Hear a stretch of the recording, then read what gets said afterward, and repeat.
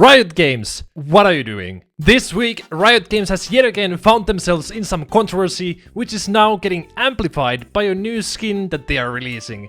And let me tell you, this shit is making me a bit mad. Oh yeah, the timing couldn't be any better, because earlier this week, I was invited to visit the Riot HQ, and originally I was going to actually make this video in my hotel room when this news broke out, but my laptop broke while I was trying to edit the video, so I had to wait till I get home. It could have been kind of funny though, uploading this video while I was legit visiting the Riot HQ, but I think they would have had snipers pointing at my hotel room if I did that.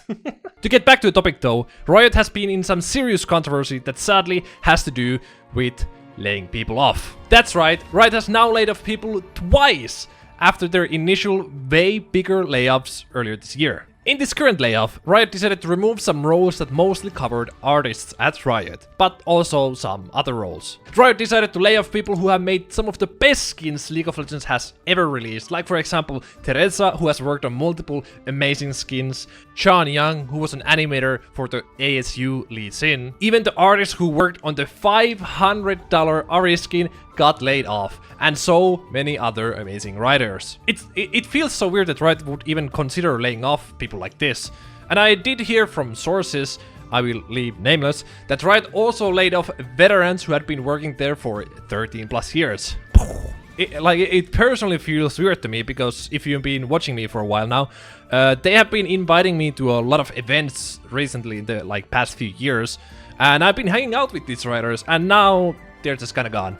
So yeah, not dead of course, but you know, not working at Riot anymore. And the reason why these layoffs even happened in the first place? Extremely incompetent management. The higher-ups at Riot Games have fucked up so many things in the past, and even currently, that they must release a lot of the writers to compensate for it. This was especially true for the previous layoffs that happened solely because Riot overhired during COVID. And this happened pretty much with every tech company. There was way less money to be made because, well, people were now inside, and whoops, there goes 500 people's jobs. Great job. Not great job, actually, bad job. But this layoff that just happened, we don't really 100% know the reasoning. Necrit made a really good video talking about the situation, and you should check it out if you want to know more about the layoffs. But TLDR, this layoff wasn't to cut costs, because you don't fire 30 people in a billion-dollar company. Wouldn't make any sense. It was most likely to restructure the team for the future, and these positions laid off just didn't fit in. So most likely a logistical reasoning. Does it still suck ass? Fuck yes, it still sucks ass. Because we lost some great writers that didn't deserve this. Imagine, the people who have pretty much given Riot the most amount of money are being laid off, which is just insane when you think about it. How can Riot be so incompetent that they are firing people like this? Well, there is a not so fun explanation why Riot is laying off these incredible artists and other writers as well. I think it's because the people who fire people have no idea who they're firing. Riot has 4,000 employees.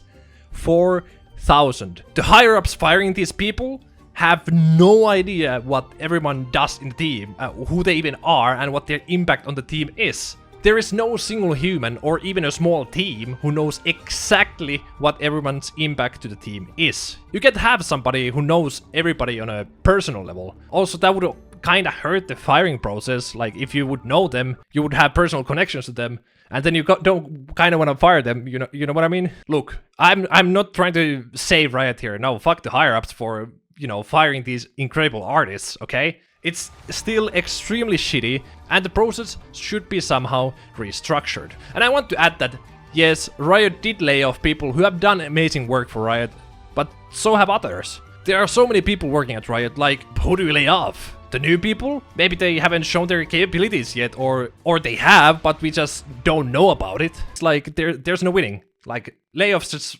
fucking suck, man. They just suck. Again, I'm not defending Riot over here, okay?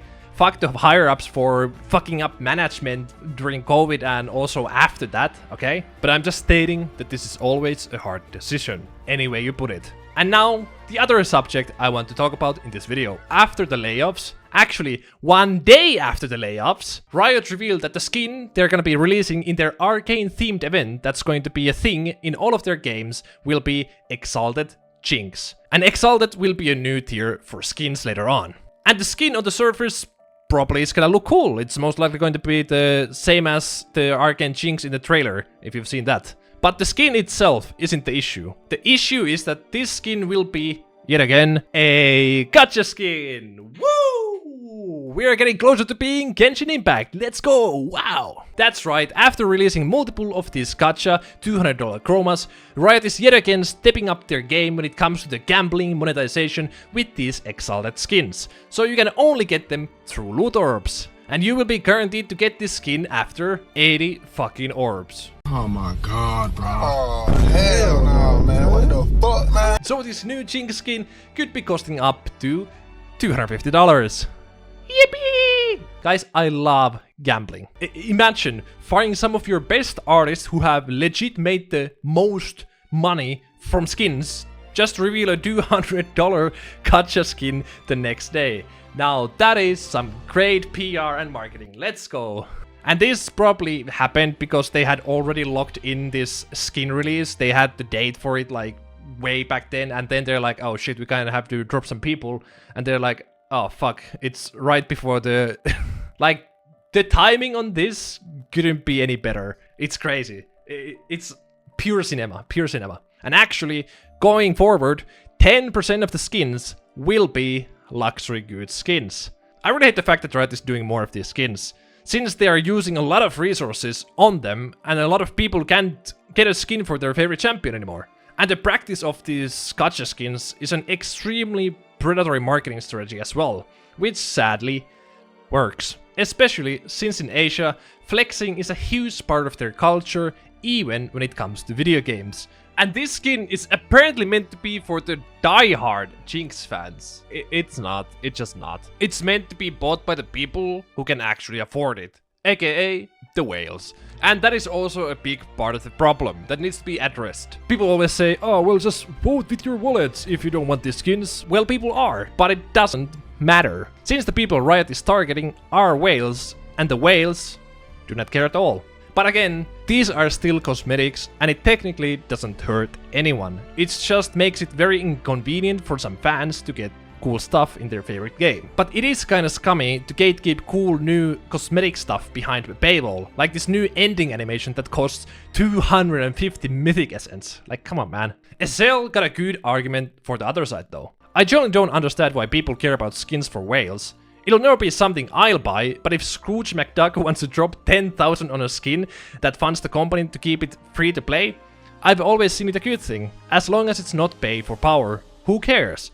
Which is a pretty good argument. And Mortdog, the head lead of TFT, out of all the people who I actually got to meet for the first time, PogChamp, I got Mortdog IRL, Pog, had a stance on this. Just me explaining other views, not my professional stance. The big challenge here is if you think about it like a store. Walmart has a lot of things to buy, and if that's what you're looking to spend on, you can find something for you.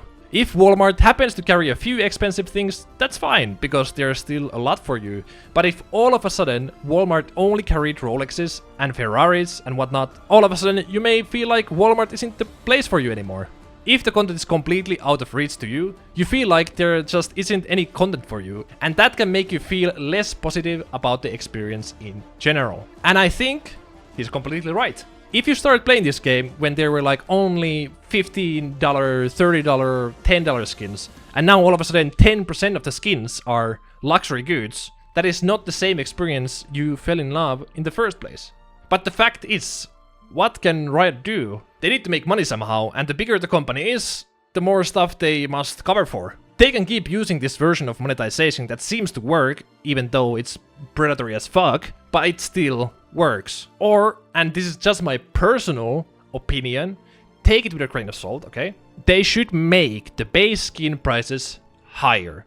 Not by a lot, but just a tiny bit. I know, okay, a lot of people would hate this, but would you rather not be able to get a new cool skin for your favorite champion that you love so much? Or would you rather pay like, I don't know, $5 more for a ultimate skin or $3 more for a legendary skin, and never get these $250 gacha skins? It's a hard question for sure to answer without any actual testing, and I want to ask you guys, what do you guys think would be the best way to even combat this gacha situation in League of Legends? But at least one thing is clear, progress has a price, and it's $250.